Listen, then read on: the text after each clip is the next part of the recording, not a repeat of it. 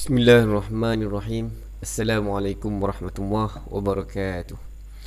Tuan-tuan dan puan-puan yang dirahmati oleh Allah Subhanahu wa taala sekalian, marilah kita memulakan pengajian pada pagi ini dengan membaca Ummul Kitab Al-Fatihah. A'udzu billahi minasy syaithanir rajim.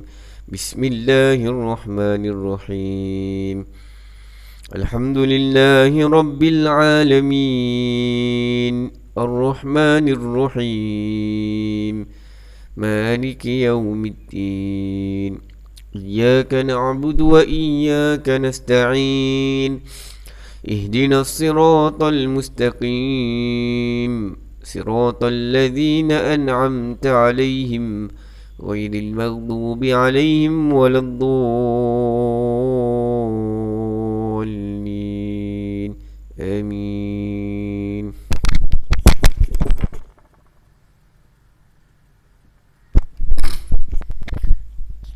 Bismillahirrahmanirrahim. Alhamdulillah, wassalatu wassalamu ala rasulillah wa ala alihi wa ashabihi wa mawalah. Subhanaka la ilma lana illa ma 'allamtana innaka antal alimul hakim. Amma ba'd. Alhamdulillah, tuan-tuan dan puan-puan, kita bersyukur kepada Allah Subhanahu wa taala kerana Allah Subhanahu wa taala masih lagi memberikan kita dorongan dan kekuatan untuk memanfaatkan masa lapang yang kita ada dengan pengajian bahasa Arab ini. Mudah-mudahan masa kita diberkati oleh Allah dan mudah-mudahan pengajian kita termasuk dalam kategori amal-amal soleh yang besar ganjaran pahalanya di sisi Allah, insya-Allah. Hari ini kita sambung pengajian kita pada surah Yasin ayat 26 dan 27. Kita masuk dahulu ayat yang ke-26. Mari kita bacakan dahulu ayatnya beramai-ramai. A'udzu billahi minasy syaithanir rajim. Bismillahirrahmanirrahim. Qila adkhulil jannah قال يا ليت قومي يعلمون. Baik, mari kita lihat terjemahannya. Dikatakan kepadanya, masuklah ke syurga. Ia berkata, alangkah baiknya sekiranya kaumku mengetahui. Baik, sedikit penjelasan. Ayat ini sambungan daripada cerita tentang penduduk kampung yang degil tak nak beriman. Penduduk kampung yang degil tak nak beriman tu, mereka mengancam untuk membunuh ataupun menyiksa para rasul yang diutuskan kepada mereka. Lalu tiba-tiba datang satu orang lelaki daripada jauh. Dia datang dari hujung kota, datang dengan tujuan nak berdakwah, nak menasihati kaumnya supaya menerima ajaran para rasul tersebut. Tapi apa yang berlaku ialah ketika mana dia menasihati kaumnya untuk beriman dan dia datangkan hujah-hujah, dia katakan bahawa kenapa aku tak nak beriman dengan Tuhan yang menciptakan aku, kenapa aku tidak mahu yang mana kalaulah kalau Tuhan yang ciptakan aku tu, kalau dia nak buat sesuatu yang mudarat, maka benda-benda yang kamu sembah tu tidak dapat nak menolong, tidak dapat nak menghalang pun. Baik, dia menasihati kaumnya dan dia mengemukakan hujah-hujahnya. Tapi apa yang berlaku ialah kaum tu, penduduk kampung itu telah membunuh lelaki ini. Lalu Allah utus malaikat mengatakan kepada lelaki itu setelah mati. Malaikat mengatakan bahawa lelaki ini diampunkan oleh Allah dan dimasukkan ke dalam syurga. Malaikat datang kepada lelaki itu, mengatakan kepada lelaki itu bahawa kau diampunkan dan kau akan dimasukkan ke dalam syurga. Lalu dia pun masuklah ke dalam syurga. Dia melihat segala kenikmatan yang ada dalam syurga tu. Maka apa yang dipikir ialah, biasanya orang baik ni dia fikir apa? Kalau ibu yang baik, yang sayangkan anak, dia fikir anaknya. Kalau orang yang pendakwah ni, Pendakwah ni dia memikirkan orang yang didakwahkannya. Laki ni dia fikirkan orang yang didakwahkannya, iaitu penduduk kampung tu. Lalu dia pun berkata, alangkah baiknya sekiranya kaumku mengetahui. Baik, ciri-ciri orang yang baik, ciri-ciri ibu yang baik, yang sayangkan anak, dia fikirkan anaknya. Ciri-ciri pendakwah yang baik, dia memikirkan, dia memikirkan orang yang didakwahkannya itu. Itu adalah ciri-ciri orang yang baik. Dia dah mati pun dia masuk syurga, dia memikirkan keadaan orang yang didakwahkannya. Dia merasakan bahawa kalaulah penduduk kaum tu tahu, kalaulah kaumku tahu, alangkah baiknya. Baik, mudah-mudahan jelas di situ. Antara pengajaran yang kita boleh ambil daripada ayat ini ialah, biasanya orang yang berdakwah, orang yang bagi nasihat ni, dia akan ada cabaran-cabarannya. Kalau zaman dahulu ada yang kena bunuh, bukan laki ni dia yang kena bunuh. Para nabi, para rasul yang diutuskan Allah, sebahagian mereka dibunuh oleh kaum mereka sendiri. Tapi orang beriman tidak gentar. Orang yang beriman ni dia yakin bahawa kerja dakwah itu mesti dilakukan walaupun apa cabaran yang mendatang. Kalau besar cabarannya, maka besarlah ganjaran pahalanya. Mudah-mudahan kita menyedari perkara tersebut. Mudah-mudahan kita membuktikan kita orang yang beriman. Kalau betul beriman, maka kerjakanlah kerja-kerja dakwah. Buatlah kerja dakwah. Nasihat kepada pasangan, nasihat kepada anak, itu adalah termasuk dalam kategori kerja dakwah. Baik, mudah-mudahan kita mendapat pengajaran dan manfaat dari ayat ini. Mari kita masuk kepada perbahasan bahasa Arabnya. Mari kita bincangkan perkataan yang ada dalam ayat ini secara harfiahnya. Perkataan yang pertama, qila. Baik, selalu kita dengar qala. Kalau qala, dia telah kata, dia telah katakan, ataupun dia telah berkata. Tapi yang ni bukan qala, yang ni qila. Terjemahannya ada dia telah. Sebab apa ada dia telah? Sebab hujung bari atas, tapi dia tukar depan ni. Selalu qa bari atas, yang ni dia tukar bari bawah. Yang ni terjemahannya ada imbuhan di. Baik, qila terjemahannya dia telah dikatakan. Baik, ada telah menandakan dia fi'il madi. Baik, ada telah menandakan dia fi'il madi. Baik, dia ni pula datang dari mana? Orang Arab kata fi'il madi kalau hujung bari atas tak ada penambahan apa-apa, automatik ada ganti nama diri dia. Baik, kenapa ada imbuhan di? Baik, orang Arab kata kalau nak bagi ada imbuhan di, sepatutnya kena guna pattern fu'ila. Kalau nak bagi ada imbuhan di, sepatutnya kena guna pattern fu'ila. Sepatutnya fa ni kena bagi depan. Huruf pertama bagi depan, tapi yang ni special case sikit. Ini dia punya asal dia qala kan, ada alif. Dia punya asalnya ada alif. Alif ni huruf sakit. Kalau huruf sakit ni dia tak ikut sistem. Dia tak ikut sistem yang asal. Ikut sistem yang asal, kalau nak bagi ada imbuhan di, nak bagi ada imbuhan di, kena guna pattern fu'ila. Tapi kat sini dia tak tukar jadi fu'ila. Sepatutnya ku'ila, baru ada imbuhan di. Tapi orang Arab tak baca ku'ila. Orang Arab kata qila.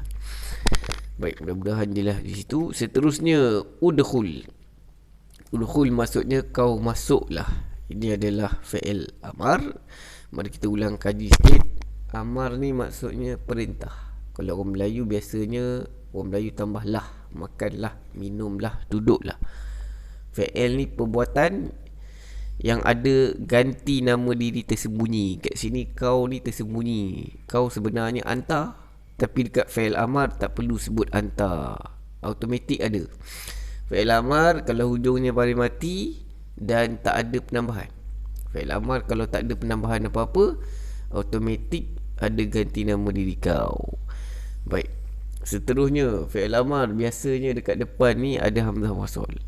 Ulang lagi sekali, fi'il amar kebiasaannya depannya ada hamzah wasal, hujungnya bari mati, Kalau fi'il amar hujungnya baris mati, tak ada penambahan apa-apa, automatik ada ganti nama diri kau. Tak perlu sebut anta kat situ. Baik, seterusnya perkataan yang berikutnya al-jannah. Al-jannah kita selalu sebut, terjemahannya syurga. Baik, ini adalah kalimat isim. Baik, kita semua tahu bahawa dia isim sebab kat situ ada tanda. Tandanya ialah depannya ada alif lam. Baik, kat depannya ada alif lam. Alif lam tu ialah tanda isim. Kemudian hujung dia al-jannata, hujungnya pada atas. Selalu kita baca jannati kan, jannatin tajri min tahtihal anhar. Baik, selalu kita sebut perkataan syurga tu selalunya baris bawah. Tapi kenapa kat sini dia baris atas? Sebab kat sini yang diperlakukan. Baik, dalam ayat tadi Allah berfirman, qila dakhulil jannah, dikatakan kepada dia, kau masuklah ke dalam syurga. Baik, kau masuklah ke dalam syurga. Syurga dekat dalam ayat itu ialah yang dimasuki. Dalam ayat tadi, kau masuklah syurga. Syurga tu yang dimasuki. Syurga tu yang dimasuki, jadi dia yang diperlakukan. Maka dia kena baris atas. Kalau saya kata syurga itu cantik, syurga itu cantik, syurga subjek. Kalau subjek kena baris depan.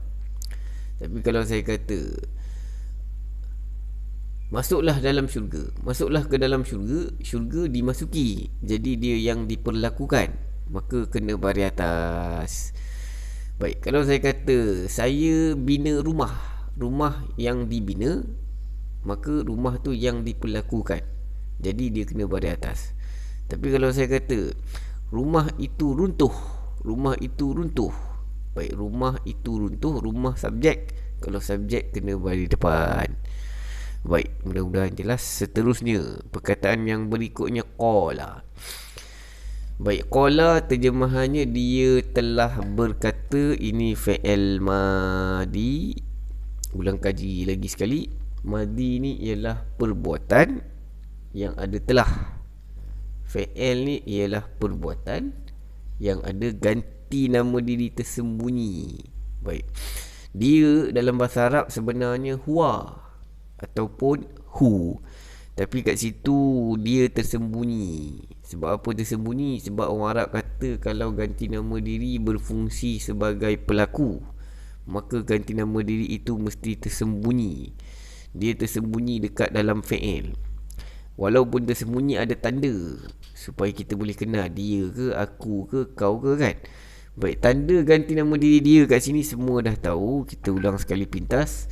Tanda ganti nama diri dia dekat fi'il madi ialah hujungnya baris atas dan tak ada penambahan.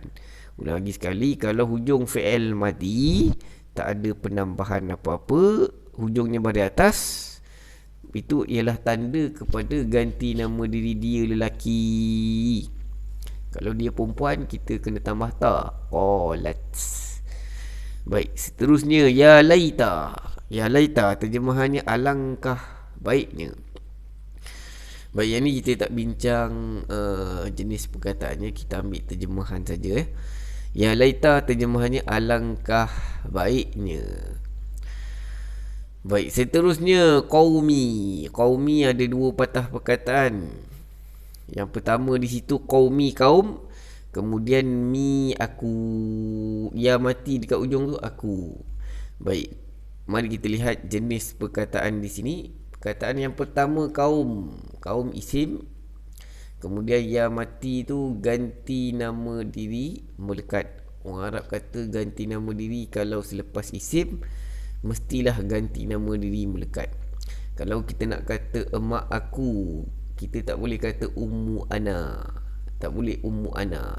Kita mesti guna ganti nama diri melekat, ummi.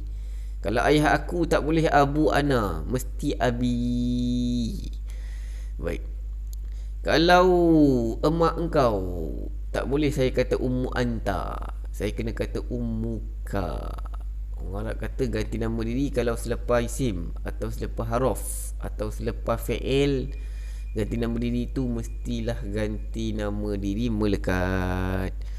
Baik, seterusnya perkataan yang berikutnya, ya'lamuna. Terjemahannya mereka tahu. Ini adalah fi'il mudhari'. Baik, ulang kaji sekali pintas. Mudhari' ialah perbuatan yang sedang berlaku. Perbuatan tu tak ada telah. Fi'il ialah perbuatan yang ada ganti nama diri tersembunyi. Baik, kat sini mereka ni tersembunyi. Sebenarnya mereka dalam bahasa Arab hum. Mereka sebenarnya hum. Tapi kalau ganti nama diri dekat fi'il ni tak boleh, tak perlu sebut hum tu. Tak perlu. Sebab kat situ mereka tu dah ada dah, tapi dia tersembunyi. Baik, kalau tersembunyi kena letak tanda. Tanda mereka kat situ ialah ya dengan waw nun. Ya dengan waw nun dekat kalimat ni ialah tanda ganti nama diri mereka. Ulang lagi sekali, ya dengan waw nun ni ialah tanda ganti nama diri mereka dekat dalam fi'il mudhari' tu. Baik, habis ayat yang ke-26. Kita masuk pula ke ayat 27 pula, insya-Allah.